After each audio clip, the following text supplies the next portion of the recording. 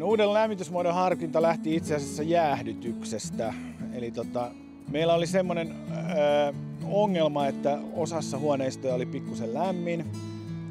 Maalämpöfoorumilla käytiin sitten keskustelua tuosta eri jäähdytysvaihtoehdoista ja tämä maaviilennys tuli yhtenä vaihtoehtona siinä.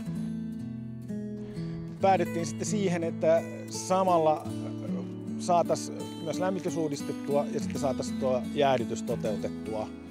Ja silloin se kokonaisratkaisu vaikutti kaikkein järkevimmältä.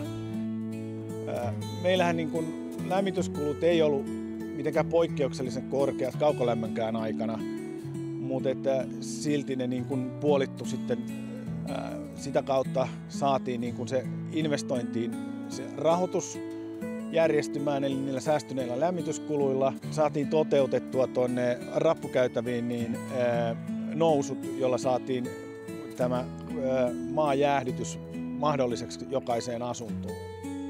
Jos me oltaisiin lähdetty hakemaan tätä perinteisesti, eli luultavasti urakka olisi kestänyt pidempään ja siitä olisi tullut kalliimpi.